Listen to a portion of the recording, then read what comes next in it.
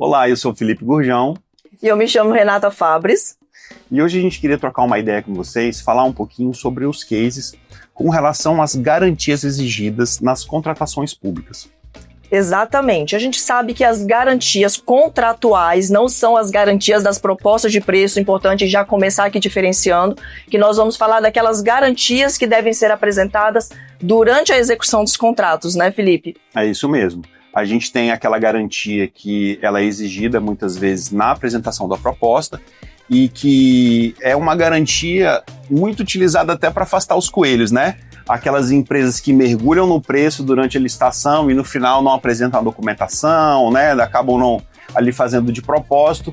Essa garantia ela é justamente pode ali já de forma instantânea punir aquela empresa que era um coelho, né? E a gente vai ter as outras garantias, que é aquela garantia que é exigida durante a execução do contrato. O que é coelho? O coelho é uma empresa muitas vezes fake, no nome de um laranja qualquer, que ela participa da licitação em conluio com uma outra empresa formal, certinha, que tem, né, muitas vezes contrato, atestado técnico, que participa da licitação. Só que o que acontece? Esse coelho ele tem o papel de mergulhar no preço. E aí deixa todo mundo que está participando da licitação desestimulado. Ele sai correndo e mergulha no preço, por isso que é o coelho. E aí as outras empresas que não sabem desse esquema, elas desanimam, não vou mais... Esse esquema não, é importante falar, isso é um crime, né? Isso é um esquema mesmo, é um crime, é um esquema criminoso, né? Então as empresas ficam desanimadas e elas deixam de dar lance, deixam de brigar ali pelo preço, né? Fala, isso aqui tá perdido, né? É um contrato que não vai valer a pena. E aí, como há essa baixa participação na competitividade, muitas vezes o parceiro do coelho é o que dá o segundo lance ali, fica em segundo, terceiro lugar, e aí o primeiro não se apresenta para assinar o contrato, e esse segundo aí, o amigo do coelho, fica com o contrato com uma margem boa. É esse o coelho. Afastando os outros concorrentes da licitação. Bom, e aí falando então, aqui o Felipe deu essa introduçãozinha do que seria essa garantia na fase da licitação, na fase externa da licitação, mas tem a garantia da execução do contrato, que não é nenhuma novidade nas contratações públicas. Isso daqui já vem da lei anterior e foi reforçado na nova lei de licitações, e o objetivo é dar garantia para a administração pública de que aquela empresa ela vai conseguir cumprir as suas obrigações, os seus deveres contratuais, e não só os contratuais, as suas obrigações trabalhistas, por exemplo, né? Quando previdenciárias, quando a gente fala aqui de um contrato de terceirização de mão de obra, essa empresa ela tem os seus deveres que estão ali no contrato administrativo, mas ela também tem os seus deveres com os seus funcionários. Sim.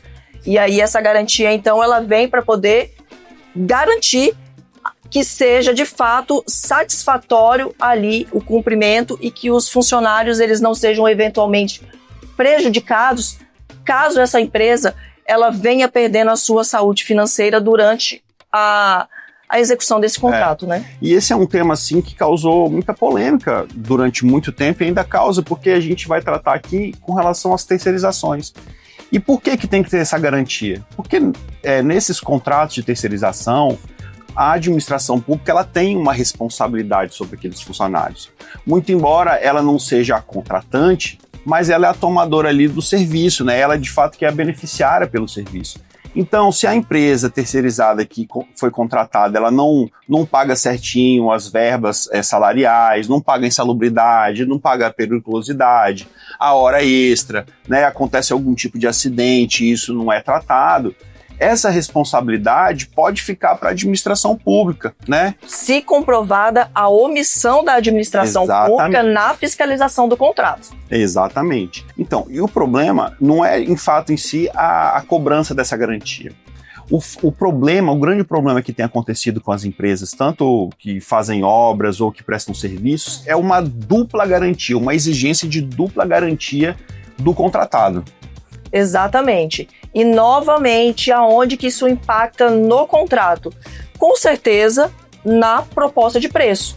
Porque quando o edital ele prevê que a empresa ela vai ter que apresentar 2 garantias, e aí aqui eu vou trazer caso específico que acontece, o que a gente observa, que são os contratos de terceirização de mão de obra, onde a gente sabe que tem as responsabilidades maiores da administração quando ela tem uma omissão no seu dever de fiscalização.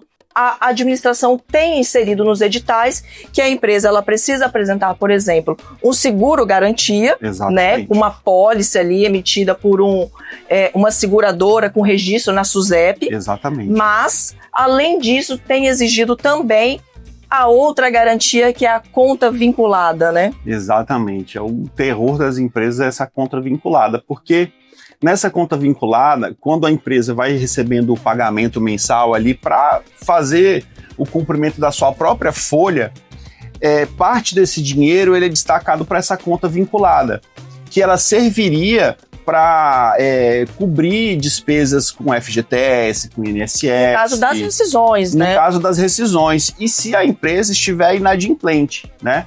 Então você exigir essa garantia bancária e exigir essa dupla garantia, que é ainda essa conta vinculada, ela acaba atrapalhando ali, criando dificuldade para o próprio fluxo de caixa da empresa. E o que aí era uma garantia para ajudar a administração pública, para garantir ali o cumprimento do contrato, ela pode se tornar algo danoso, algo pernicioso para essa relação e para o cumprimento exato desse contrato. Então, acho que aqui o nosso alerta hoje com relação a esse assunto da exigência dupla de garantias aos contratos de terceirização de mão de obra é o cuidado em exigir 2 garantias, tendo em vista que isso se torna oneroso tanto na proposta de preços e, ao invés de cumprir a finalidade, que é garantir ali o cumprimento das obrigações trabalhistas, essa exigência, por exemplo, do depósito em conta vinculada, ele vai prejudicar, pode causar danos à saúde financeira da empresa, que ela vinha de uma forma regular, mas quando ela começa a ter percentual dos seus pagamentos descontados para essa conta vinculada, ela começa a ter ali o seu lucro prejudicado. E nós sabemos que o lucro é lícito, todas as empresas que participam de licitação, elas têm que ter lucro, afinal, é o regime capitalista do Estado Democrático de Direito, então é plenamente lícito e isso daqui tem que ser visto com bons olhos pela administração pública para os empresários, porque não há nenhum crime em ter lucro na prestação de serviços para a administração pública. Então aqui fica o alerta e a dica. Qual que é a dica para poder finalizar? As empresas, elas devem impugnar os editais de licitação, né, Felipe? Exatamente. Impugnar o edital de licitação é uma ferramenta muito importante para evitar que lá no futuro, né, depois que você assinou o contrato, vem o fiscal e fala assim, olha, agora você tem que abrir a conta garantia. E aí a gente tem que discutir algo que você acabou aceitando, que era ilegal, mas que você acabou aceitando. Então a gente não pode dar esse tipo de margem para a administração fazer exigências ilegais, né? E depois a gente consegue reverter, mas até isso ser implementado, até isso ser normalizado e regularizado, a empresa fica sangrando ali e isso é muito ruim. Então, para finalizar, não deixe de impugnar os editais de licitação, tenha sempre o cuidado de analisar todos os instrumentos para evitar esses danos durante a execução do contrato. E aqui no Fabris Gurjão Advocacia, nós fazemos análise aos editais de licitação com ética, responsabilidade, atendendo aos interesses da empresa, sem deixar de atender ao interesse público. É isso aí.